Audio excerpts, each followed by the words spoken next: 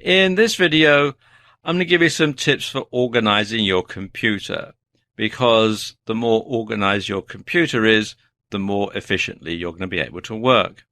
And one thing that you can do to get your computer organized is to clear your desktop of unused icons, because if you've got to hunt around on your desktop to find something, then it's going to be a lot of wasted time, and you might click on the wrong icon and you open the wrong program and you've got to shut it down again, and it's all disorganized. So getting rid of icons that you haven't used for a long time is a nice way to really speed up your work. Now, how do you do this in Windows?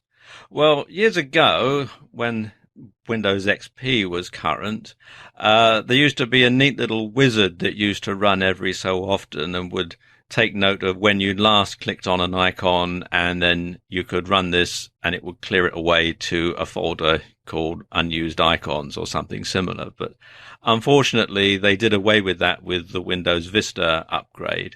So now you have to do it manually, but it's not really a big deal.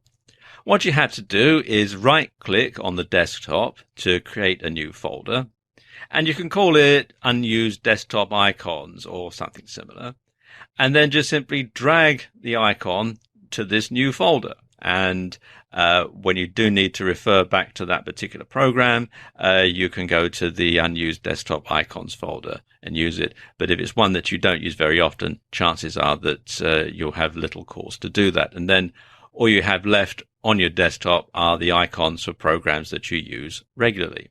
On a Mac, you can remove the icons manually to a separate folder, like on Windows. Or if you're running a Mac with OS X, you open Finder, click Preferences, select the General tab, and then uncheck the checkboxes for items that you want to hide. And then next time you go to your desktop, you'll find that they're all gone. One thing that makes email much simpler and easier to read is to filter it down so that you have different folders for different types of email. And this does two things. First of all, it means you haven't got to wade through all the junk in your inbox to find the really important messages. And secondly, you can find when someone has sent you an important message, or someone who is important has sent you a message. I'm going to use Mozilla Thunderbird for this demonstration. And I like Mozilla Thunderbird for several reasons. First of all, because it enables me to run filters very easily. And second of all, because I can use multiple email accounts within the same client. So it does give me a lot of flexibility. Now, to run a filter, let's just come to my inbox here. You can see I've got lots of different messages here going right the way back.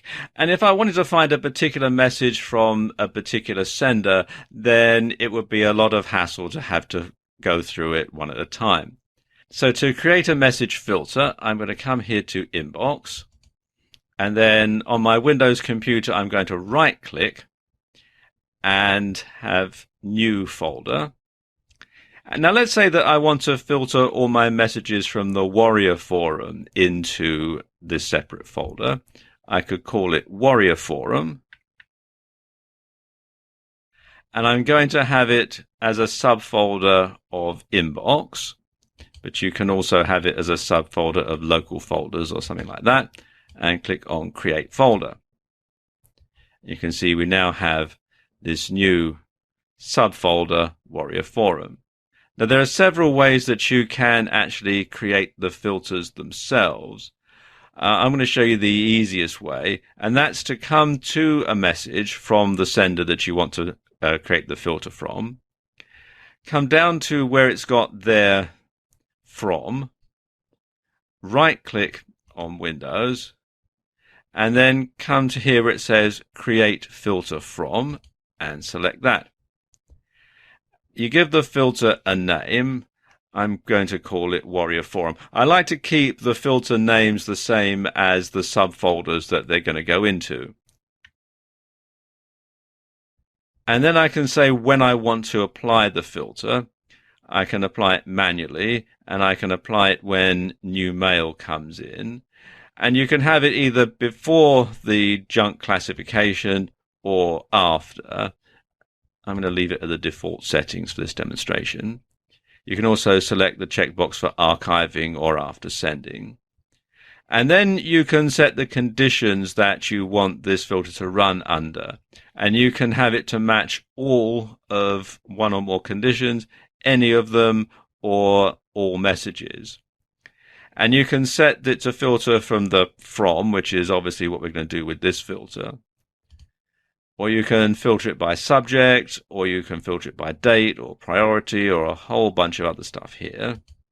And then you can have it match exactly, or you can have it, if it happens to contain certain keywords or a certain email address. And this is useful if you're going to be getting emails from different people within the same organization. You can simply have it contain the bit after the @ in the email address.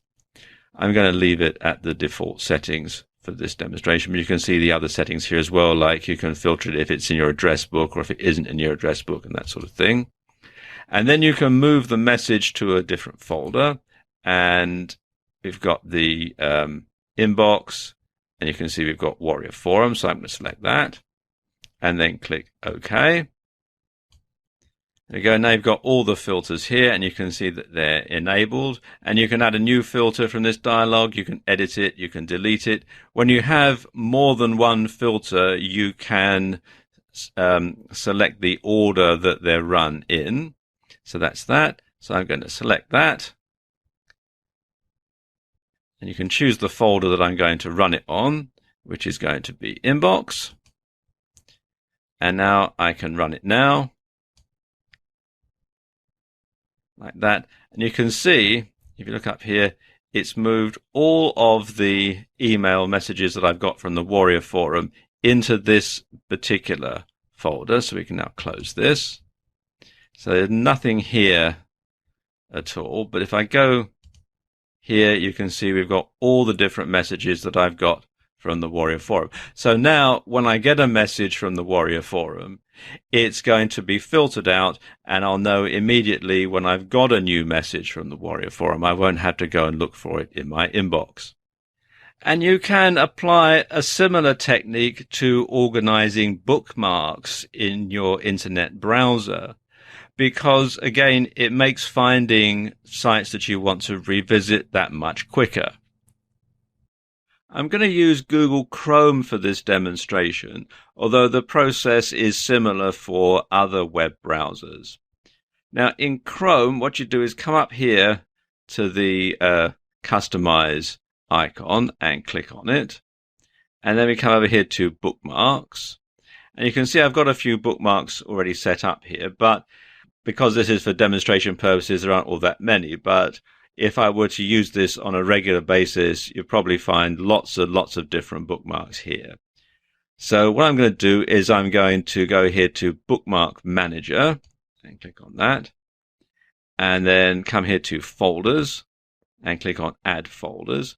And what I'm going to do is I'm going to add all my internet marketing bookmarks into one new folder. So we call this Internet Marketing. And that's done. So I can come back here to where it says Bookmarks Bar. And then what I can do is just simply drag all of these across into my new folder, like that. I can do it like that. And now, when I go to my bookmarks, you can come here, bookmarks, you can see it's got internet marketing there. And then I can come down and I've got them all organized. So I don't need to wade through lots and lots of different bookmarks and scroll down to find different bookmarks. I can just simply come to it very, very easily and very straightforward. And that saves me a ton of time. So there you go. Just a few ways that you can organize your computer.